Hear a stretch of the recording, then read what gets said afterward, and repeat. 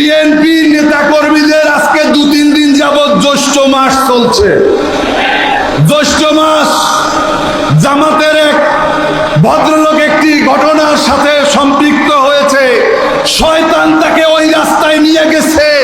তারা মনে করছে আমরা যেন কি পেয়ে গেছি। বন্ধুরা, আমি জামাত ইসলামীকে ধন্যবাদ জানাই।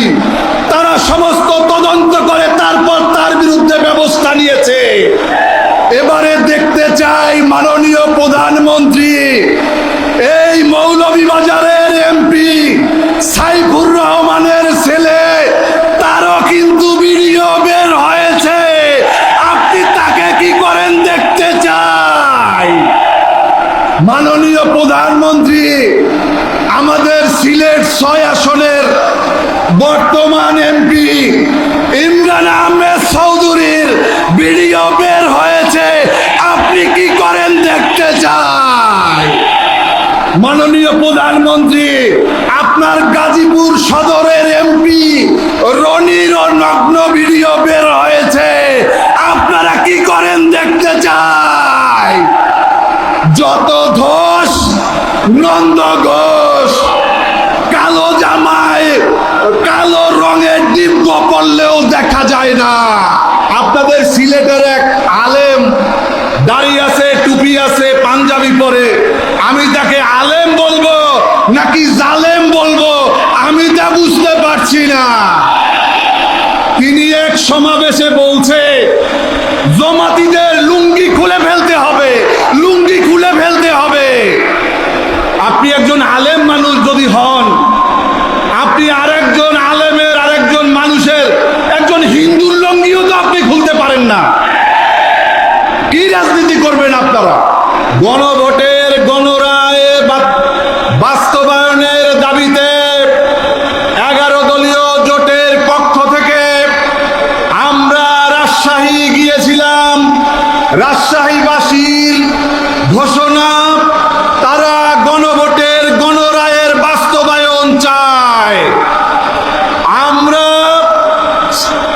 চট্টগ্রামে গিয়েছি, চট্টগ্রামে একই দাবি, তারা গণভোটের গণরায়ের বাস্তবায়ন চায়। আমরা বরিশালে গিয়েছি, বরিশালবাসীর একটাই দাবি, গণভোটের গণরায়ের বাস্তবায়ন করতে হবে। মাননীয় প্রধান অতিথি, আজকের এখানের সমাবেশ প্রমাণ করে তারাও গণভোটের গণরায়ের বাস্তবায়ন চায়। মাননীয় প্রধান অতিথি, আমাদের মনে হচ্ছে আজকে আমাদের এই বক্তব্য আমাদের প্রধানমন্ত্রী বোঝে না। আমাদের আজকে গণভোটের রায়ের দাবি তারেক রহমান সাহেব বুঝতেছেন না। বিএনপি আজকে সংস্কার বুঝে না। বিএনপি আজকে গণহত্যার রায়ে বিচারের কথা বুঝে না। সোজা আঙ্গুলে যদি ঘি না ওঠে, মাননীয় প্রধান অতিথি, আঙ্গুল বাঁকা করতে হবে ইনশাআল্লাহ। সংগ্রামী বন্ধুরা আমার, আমাদের প্রধানমন্ত্রী তারেক রহমান সাহেব, তিনি সাবেক প্রধানমন্ত্রীর 2 সন্তানের দায়িত্ব নিয়েছে। তিনি এক সন্তানকে মন্ত্রী বানিয়েছেন, আরেক সন্তানকে দেখলাম সচিব বানিয়েছেন। এখন বিএনপির এই 17 বছরে যারা হামলা মামলা নির্যাতন নিপীড়ন করেছে, তাদের আজকে মাথায় হাত পড়ে গিয়েছে। বন্ধুরা, তারা মনে মনে ভাবছে আমরা ভুল করেছি। আন্দোলন সংগ্রাম না করে শুধুমাত্র 3 মাস জামাত ইসলামীর বিরুদ্ধে উৎসাহ রটনা করলে আমরাও আবার সচিব হতে পারতাম। মাননীয় প্রধানমন্ত্রী, আপনি নেতাদেরকে আজকে নতুন শিক্ষা দিচ্ছেন। যারাই জামাতের বিরুদ্ধে কথা বলে, 11 দলের বিরুদ্ধে কথা বলে, আপনি তাদেরকে পুরস্কৃত করা শুরু করেছেন। আপনাদের সিলেটের এক আলেম দাড়ি আছে, টুপি আছে, পাঞ্জাবি পরে, আমি তাকে আলেম বলবো নাকি জালেম বলবো আমি তা বুঝতে পারছি না। তিনি এক সমাবেশে বলছে জমাতিদের লুঙ্গি খুলে ফেলতে হবে, লুঙ্গি খুলে ফেলতে হবে। আপনি একজন আলেম মানুষ যদি হন, আপনি আরেকজন আলেমের আরেকজন মানুষের একজন হিন্দুর লুঙ্গিও তো আপনি খুলতে পারেন না। কি রাজনীতি করবেন আপনারা? এই সরকার নির্বাচনের আগে 11 দলীয় জোটের বিরুদ্ধে এদেশের কিছু চিহ্নিত আলেমকে লেলিয়ে দিয়েছিল কুকুরের মতো। তারা ব্যর্থ হয়েছে। এদেশের জনগণ ভোট দিয়েছিল, কিন্তু ইঞ্জিনিয়ারিং করে এই সরকার তাদের বিজয় তারা চক্রান্তের মাধ্যমে তারা নিয়েছে। আমাদের এখানে আমাদের 11 দলীয় জোটের সমন্বয়কারী ডক্টর হামিদুর রহমান আজাদ, আমি তার এলাকাতে গিয়েছিলাম।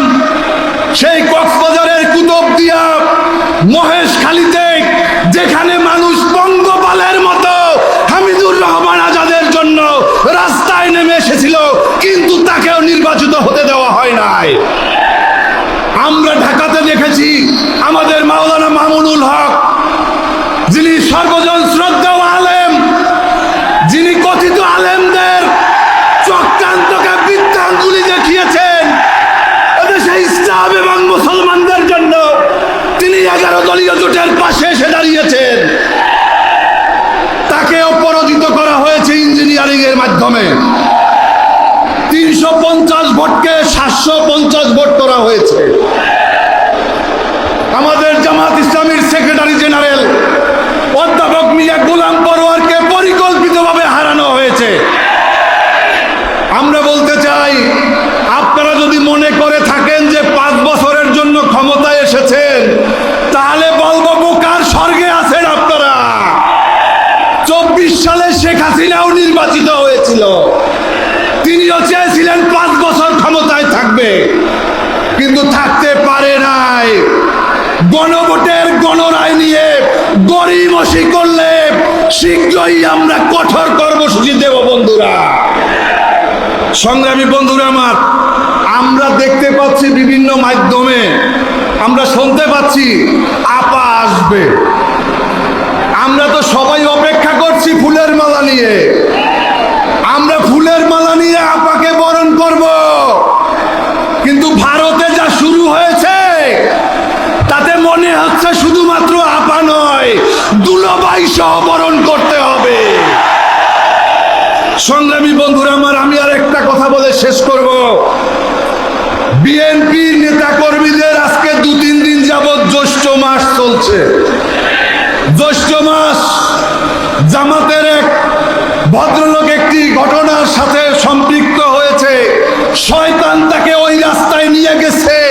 তারা মনে করছে আমরা যেন কি পেয়ে গেছি। বন্ধুরা, আমি জামাত ইসলামীকে ধন্যবাদ জানাই। তারা সমস্ত তদন্ত করে তারপর তার বিরুদ্ধে ব্যবস্থা নিয়েছে। এবারে দেখতে চাই মাননীয় প্রধানমন্ত্রী এই মৌলভীবাজারের এমপি সাইফুর রহমানের ছেলে, তারও কিন্তু ভিডিও বের হয়েছে। আপনি তাকে কি করেন দেখতে চাই। মাননীয় প্রধানমন্ত্রী, আমাদের সিলেট 6 আসনের বর্তমান এমপি ইমরান আহমেদ চৌধুরীর ভিডিও বের হয়েছে। আপনি কি করেন দেখতে চাই। মাননীয় প্রধানমন্ত্রী, আপনার গাজীপুর সদরের এমপি রনির নগ্ন ভিডিও বের হয়েছে। আপনারা কি করেন দেখতে চাই। যত ধস নন্দ ঘোষ, কালো জামায় কালো রঙের দিব্য পড়লেও দেখা যায় না। জামাত শিবির হচ্ছে সাদা জামার মতো, আলেম ওলামারা হচ্ছে সাদা জামার মতো। আপনারা সবাই সতর্কভাবে জীবন যাপন করবেন। আপনাদের সবাইকে ধন্যবাদ। বাংলাদেশ জিন্দাবাদ, বাংলাদেশ লেবার পার্টি জিন্দাবাদ, জিন্দাবাদ, জিন্দাবাদ। বাংলাদেশের 23তম রাষ্ট্রপতি মির্জা ফখরুল ইসলাম আলমগীর বাংলাদেশে অত্যন্ত সম্মানিত একজন ব্যক্তি এবং ওনার রাষ্ট্রপতি নির্বাচিত হওয়াতে আমি ওনাকে অন্তরের অন্তঃস্থল থেকে শুভেচ্ছা জানাই। কিন্তু আমি আমার পলিটিক্যাল যেই চিন্তা সেই কারণে আমি ভোট দিতে যাইনি। তার তিনটা কারণ মূলত। এক হচ্ছে যে নির্বাচনে যদি অনিশ্চয়তা না থাকে তাহলে সেটাকে তো আপনি আসলে নির্বাচন বলতে পারেন না, সেটা মনোনয়ন।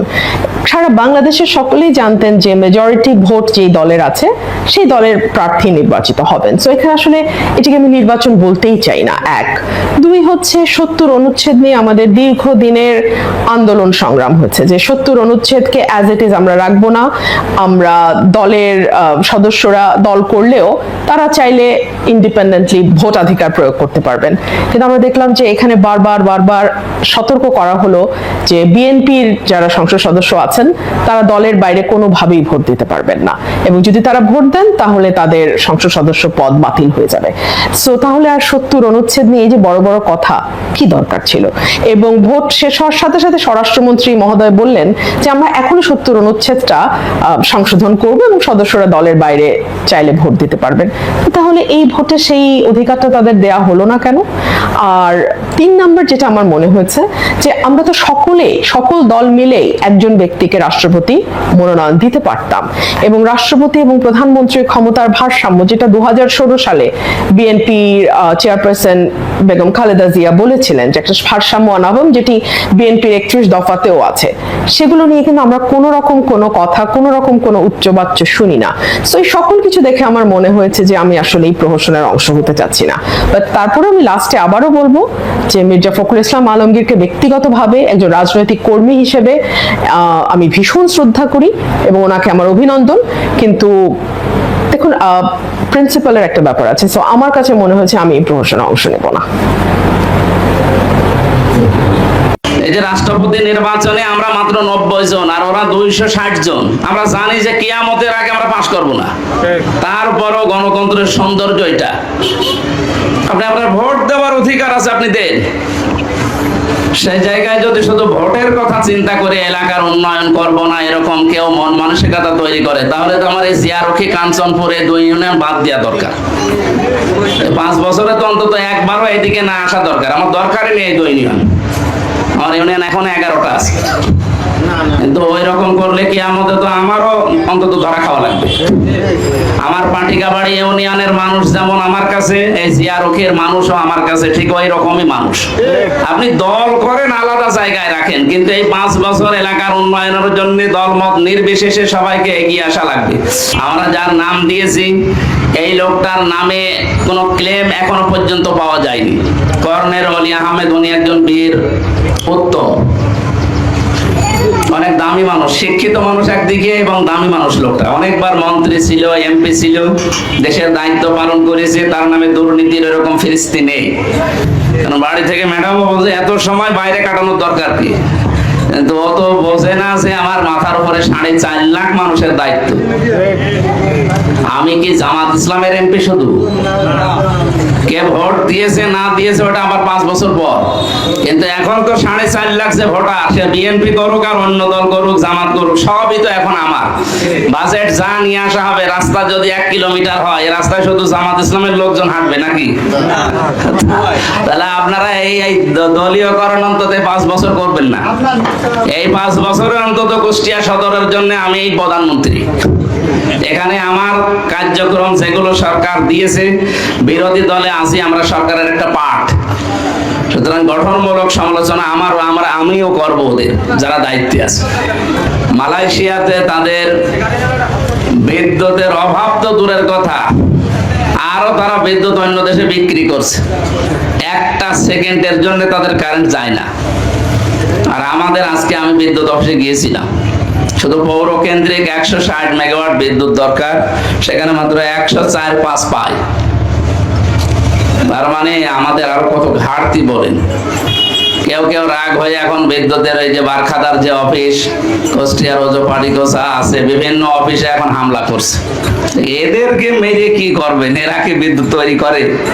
যারা দায়িত্বে আছে মেন, এই মানুষগুলোর কাছে যাওয়া দরকার, কিন্তু এদের কাছে যাবে কি করে? আমরা এর আগে 2001 থেকে 2006 পর্যন্ত এই বিদ্যুৎ মন্ত্রী যিনি ছিল, তার কারণে কিন্তু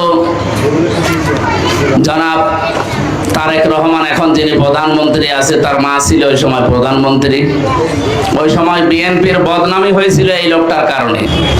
সুতরাং এই লোকটারে আমার মনে হয় যেহেতু আপনি ব্যর্থ, সারা দেশে এখন হাহাকার চলছে। সর্বোচ্চ গ্রাম অঞ্চলে খবর নিয়ে দেখছে 24 ঘন্টা 2-3 ঘন্টা কারেন্ট থাকে। এখানে কি অবস্থা জানি না, ওই একই অবস্থা। শহরের অবস্থা ওই রকমই।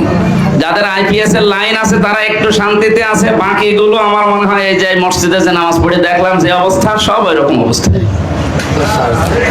সুতরাং আমাদের সবচাইতে বড় এখন ক্রাইসিস বাংলাদেশে বিদ্যুৎ, গ্যাস এবং সার।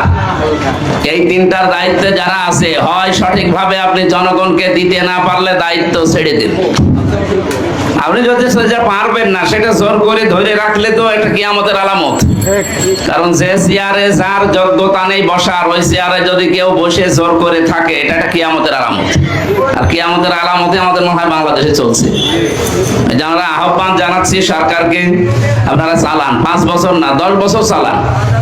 আমি আমার জায়গা থেকে, আমি অন্য কারো দায়িত্ব তো নিতে পারি না, আমি আমার নিজের জায়গা থেকে বলছি, জামাত ইসলামী বাংলাদেশ আমি করি আমার আখেরাতে মুক্তি পাওয়ার জন্য। এই রাস্তায় আসা আমার কোনো দরকার ছিল না ভাই। আমার সম্পদ আল্লাহ যাই দিয়েছে, বাবার যা আছে, আমি যদি শুধু পায়ের উপর পা তুলে দিয়ে সারা জীবন শেষ করি, আমার মরণ পর্যন্ত কেটে যাবে। এই সেই সকাল 9টা থেকে শুরু করে এই যে রাত 12টা 1টা পর্যন্ত ঘরে যেতে লাগবে। এই সারাদিন মানুষের পেছনে 138টা ওয়ার্ডে ঘুরে বেড়ানো, মানুষের খোঁজ খবর নেওয়া, যা সঠিকভাবে নিয়ে আসা দরকার ওইগুলো হয়তো পাওয়া যাচ্ছে না। কারণ পাবো কি করে? আমরা তো বিরোধী দলে। সরকার বাজেট দিলে সরকারি এমপি যারা, তাদেরকে দেয় 1 কোটি টাকা, আমাদেরকে দেয় 30 লাখ টাকা। এমনকি মসজিদ, মন্দির, ঈদগাহ, গোরস্থান, এদের জন্যও যে বাজেট হয়, এই জায়গায় এখন পক্ষপাতিত্ব চলছে। সরকার দলের এমপি যারা সব পেয়েছে 1 কোটি টাকা করে, 80 লাখ টাকা করে, আর আমরা যারা বিরোধীতে আছি আমাদের দিয়েছে মাত্র 30 লাখ। কোথায় 1 কোটি, কোথায় 30 লাখ বলেন তো? আমরা কিভাবে মিলাবো? যেখানে যেখানে আজকে ঘুরলাম এই 9টা ওয়ার্ডে, যতগুলো রাস্তা, যতগুলো ছোট ব্রিজ, কালভার্টের কথা, আমার মাঝে মাঝে মনে হচ্ছিল এই যে আমার পিএস আব্দুল মোমিন বিশ্বাস, ওনারে আমি মাঝে মাঝে বলছিলাম যে চাহিদা মানুষের, ওই সে সিন্দাবাদের মতো আলাউদ্দিনের চেরাগ নিয়ে বেড়ানো দরকার। যে বলছে শুধু বলা রাখবে যে এই জায়গায় ব্রিজ বানিয়ে দে, এই জায়গায় রাস্তা বানিয়ে দে। এখানকার চেয়ারম্যান কে যেন, শাহজাহান সাহেব আছে এখানে আশপাশে। যেখানে আছেন উনি অবশ্যই শুনতে পাচ্ছেন। আমি আপনার বিরুদ্ধে অনেকগুলো নালিশ অলরেডি শুনেছি এই বিভিন্ন ওয়ার্ডে। এই যে সরকারের যে ভাতার যে কার্ডগুলো আছে, এই কার্ডগুলো নিয়ে অনেকেই অভিযোগ অলরেডি দিয়েছে। আমি আরো তদন্ত করব এবং যদি পাই এগুলো আমি কিন্তু জানাবো পরে আপনাকে। আপনি আমার বড় হবেন না ছোট হবেন আমি তো তাও জানি না, বড় হবেন। আপনাকে বড় ভাই বলে বলছি, আপনার দায়িত্বটা হয়তো পালন হচ্ছে না, এই জন্য এত কমপ্লেন আসছে। হয়তো চেয়ারম্যান চলে আসছে নাকি, ওটা তো আসেন, এই যে কমপ্লেনের লোক বসে আছে, ওনার চেয়ার একটা দেন, ওইগুলো সরে যান। আমাদের জিয়ারুখী ইউনিয়নের সম্মানিত অভিভাবক, এখানকার গ্রাম্য সরকার যিনি আমাদের চেয়ারম্যান সাহেব জনাব শাহজাহান, বসেন এক জায়গায় বসেন। সম্মানিত ভাইরা, জায়গা যেহেতু আমাদের এরিয়াটা বড়, তো 13টা ইউনিয়ন এরকম আমার আন্ডারে, 21টা ওয়ার্ড, এক একটা ইউনিয়নে 9টা করে ওয়ার্ড। আপনি বিশাল এরিয়া, কিন্তু 138টা ওয়ার্ড এই মানুষকে, তার মধ্যে এইটা একটা, এরকম 137টা এখনো আছে। আমি তো মানুষ তো একা, আমাকে সাহায্য করার জন্য এরকম 13টা ইউনিয়নে 13টা চেয়ারম্যান আছে, পৌরসভায় একজন মেয়র আছে। যেহেতু এগুলো বাকি যারা আছে এগুলো এখনো নির্বাচিত না, এখন প্রশাসন দিয়ে সরকার চালাচ্ছে। নির্বাচন হওয়ার পরে হয়তো নির্বাচিত জনপ্রতিনিধি আসলে আমরা সেবাটা আরেকটু বেশি পাবো। আমার 21টা ওয়ার্ড আছে পৌরসভায়, একটাও কমিশনার নেই, সব পালিয়েছে। এখন বাকি যে সমস্ত চেয়ারম্যান গুলো আছে সবগুলো তাও নেই, অনেক জায়গায় ভাড়া করে চলা লাগছে। আপনারা অন্তত আছে এখন স্টিল আলহামদুলিল্লাহ। যে সমস্ত নালিশ গুলো আছে ওনার ভালো, আমার ভালো এবং জনগণের ভালোর জন্য আমাদেরকে চেপে ধরেছেন আপনারা। আরো দরকার হয় জবাবদিহির ভেতরে রাখবেন, কারণ আপনাদের এই জবাবদিহিটাই আমাদের দুনিয়া আখিরাতে কাজে লাগবে। ছেড়ে দিলে তো আবার আমরা হাসিনা হয়ে যাব। সুতরাং আমাদের ছেড়ে দেওয়ার দরকার নেই। আমাদের সমালোচনা, আমাদের বিরুদ্ধে যা মানে বৈধভাবে যতটুকু করা যায়, যত বেশি করা যাবে তত আমাদের টাইট করে রাখা লাগবে। আমরা বাড়ি থেকে আরো সময় বেশি পাবো, কারণ বাড়ি থেকে ম্যাডামও বলছে এত সময় বাইরে কাটানোর দরকার কি, কিন্তু ও তো বোঝে না যে আমার মাথার উপরে 4.5 লাখ মানুষের দায়িত্ব। আমি কি জামাত ইসলামের এমপি শুধু? কে ভোট দিয়েছে না দিয়েছে ওটা আবার 5 বছর পর, কিন্তু এখন তো 4.5 লাখ যে ভোটার, সে বিএনপি করুক আর অন্য দল করুক, জামাত করুক, সবই তো এখন আমার। বাজেট যা নিয়ে আসা হবে, রাস্তা যদি 1 কিলোমিটার হয়, এই রাস্তায় শুধু জামাত ইসলামের লোকজন হাঁটবে নাকি? তাহলে আপনারা এই দলীয়করণ অন্তত 5 বছর করবেন না। এই 5 বছরের অন্তত কুষ্টিয়া সদরের জন্য আমি এই প্রধানমন্ত্রী। এখানে আমার কার্যক্রম যেগুলো সরকার দিয়েছে, বিরোধী দলে আছি, আমরা সরকারের একটা পার্ট। সুতরাং গঠনমূলক সমালোচনা আমিও করবো ওদের যারা দায়িত্বে আছে। আমি এখান থেকে যেহেতু রেকর্ড হচ্ছে, সাংবাদিক আছে, গোয়েন্দা আছে, সবার মাধ্যমে সারা বাংলাদেশকে জানাচ্ছি, এখন যিনি মন্ত্রী আছে, বিদ্যুৎ মন্ত্রী, একটা ব্যর্থ, এনারা দিয়ে হবে না। আহ্বান জানাবো নাকি তাড়াতাড়ি পাল্টিয়ে নতুন কাউকে যারা বসে দুর্নীতি করে না এরকম মানুষকে বসান। যে যে বিষয়ে মানে অভিজ্ঞ না পারে না, বাইরের দেশগুলোতে একটু কিছু ধরা পড়লে সে নিচের থেকে রিজাইন দেয়, আর বাংলাদেশে ধরা পড়লে আরো জোর করে থাকতে চায়। বলে যে আমাদের দেশে মানুষ বেশি, আমাদের যাতে চীনে মানুষ কম, চীনে পা ফেলার জায়গা নেই, মাটির নিচে 4-5 তলা, খালি মানুষ আর মানুষ। ইন্দোনেশিয়ায় মানুষ আমাদের চাইতে কম, ভারতে আমাদের চাইতে মানুষ কম। তাদের তো এই হাহাকার লাগে না, আমাদের লাগে যেই মানুষগুলোর জন্য আমরা এই মানুষগুলোর বিরুদ্ধে। আল্লাহর কসম করে বলছে আমরা সরকারের বিরুদ্ধে না, কিন্তু এর ভেতরে যারা এই দুর্নীতিগ্রস্ত, সে সরকারি আমলা হোক, মন্ত্রী হোক, সচিব হোক, যারা দায়িত্বে আছে, এই মানুষগুলোকে আমরা আহ্বান জানাচ্ছি, যারা দায়িত্বে আছে মাননীয় প্রধানমন্ত্রী, ওনাদেরকে পাল্টান। এই মানুষগুলো আসলে মানুষ না। আপনি জনগণের কাছে কথা দিয়ে এরপরে আমার মনে হয় এই মানুষগুলোর কাছে শপথ নিয়ে, সে ধর্মীয় গ্রন্থ বলেন আর ওই রাষ্ট্রের যে সংবিধান আছে সেটা বলেন, তার উপরে হাত দিয়ে শপথ নেওয়ার পরে দায়িত্ব নেওয়া হয়। এরপরেও যদি কেউ 2 নাম্বারই করে, ওর কথা যেহেতু ঠিক রাখে না, সুতরাং ওই রকম মানুষকে যতদিন রাখা লাগবে চেয়ারে, ততদিন ওই চেয়ার নষ্ট হবে। এই যে 20 তারিখে রাষ্ট্রপতির নির্বাচন আছে, এমপিদের ভোট দেওয়া লাগবে, আমরাও যাব। আমরা যাদেরকে ভোট দেওয়ার জন্য যে মানুষগুলোকে সামনে নিতে চাচ্ছি, এই মানুষগুলো পক্ষপাতিত্ব করে, তার বাস্তব প্রমাণ রংপুরে ওনার বক্তব্য। আমরা যার নাম দিয়েছি, এই লোকটার নামে কোনো ক্লেম এখনো পর্যন্ত পাওয়া যায়নি। কর্নেল অলি আহমেদ, উনি একজন বীর, উত্তম, অনেক দামি মানুষ, শিক্ষিত মানুষ একদিকে এবং দামি মানুষ। লোকটা অনেকবার মন্ত্রী ছিল, এমপি ছিল, দেশের দায়িত্ব পালন করেছে, তার নামে দুর্নীতির এরকম ফিরিস্তি নেই।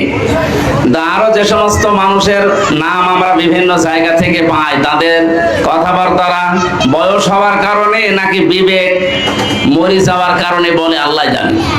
তারা বলে আপনি সরকার যারা আছে তাদের দল করেন না, এই জন্য আপনাদের এলাকায় উন্নয়ন হয় না। একটা কথা বললেন আপনি, সবাই কি বাংলাদেশে জামাত ইসলাম করবে এরকম কোনো কথা আছে? সবাই দেশে বিএনপি করবে এরকম কোনো কথা আছে? তাহলে গণতন্ত্র থাকলো কি করে?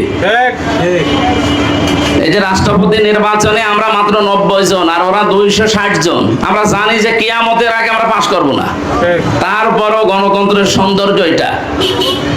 আপনার ভোট দেওয়ার অধিকার আছে, আপনি দেন, সেই জায়গায় যদি শুধু ভোটের কথা চিন্তা করে এলাকার উন্নয়ন করব না এরকম কেউ মন মানসিকতা তৈরি করে, তাহলে তো আমার এই জিয়ারক্ষী কাঞ্চনপুরে 2 ইউনিয়ন বাদ দেওয়া দরকার।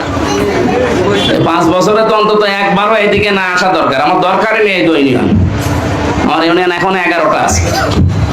কিন্তু ওই রকম করলে কি আমাদের তো আমারও অন্তত ধরা খাওয়া লাগবে। আমার পাটিকাবাড়ি ইউনিয়নের মানুষ যেমন আমার কাছে, এই জিয়ারক্ষীর মানুষও আমার কাছে ঠিক ওই রকমই মানুষ।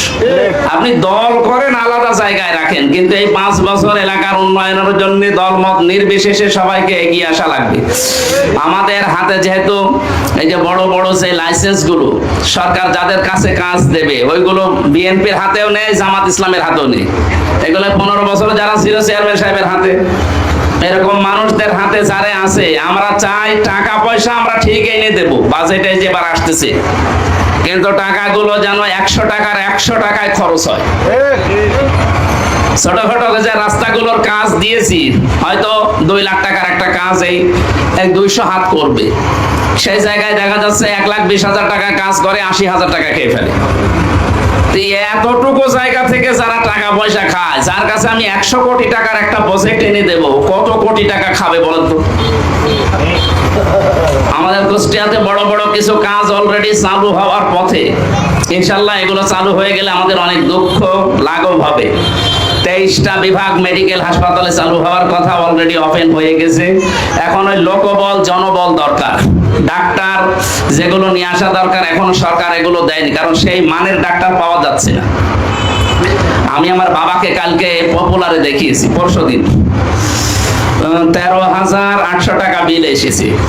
অথচ ওইটা যদি আমি মেডিকেলে ওই পরীক্ষাগুলোই করতাম, ওই কাজ করতাম, হিসাব করে দেখলাম মাত্র 1800 থেকে 2000 টাকা বিল আসতো। কোথায় 14,000, কোথায় 2000। তো এইরকম যারা আছে তারা জীবনে চাবে যে এটা পুরাপুরি চালু হোক। এই জন্যই তো এই 14-15 বছর পড়ে আছে, তাছাড়া এতদিন পড়ে থাকে। ওই হাসপাতালটার ভেতরে 100 কোটি টাকার সম্পদ পড়ে আছে, 100 কোটি টাকার শুধু মেশিন। আপনি হিসাব করতে দিলে আপনার জীবনই শেষ হয়ে যাবে। বাকি আরো বড় বড় প্রজেক্ট, বিশেষ করে ওগুলো 2 এমপির ভেতরে এসেছে। ওই যে তালবাড়িয়া এলাকা দিয়েছে নদী খনন গুলো, ওগুলো অনেক বড় বড় টাকার প্রজেক্ট এসেছে। আমাদের এলাকার ভেতরে এখন বড় কাজের ভেতরে, সেদিন আমাদের ইঞ্জিনিয়ার জাকির হোসেন সরকার ভাই, আমাদের একজন সচিব আছে এই পাশে, খবিরুল ইসলাম ভাইকে সাথে নিয়ে, আমি ওই সময় সংসদে ছিলাম, আমি কথা বলেছি সচিব সাহেবের সাথে। এই মেহেদি রমি ব্রিজ থেকে ওই তালবাড়িয়া কি বলে রানাখড়িয়া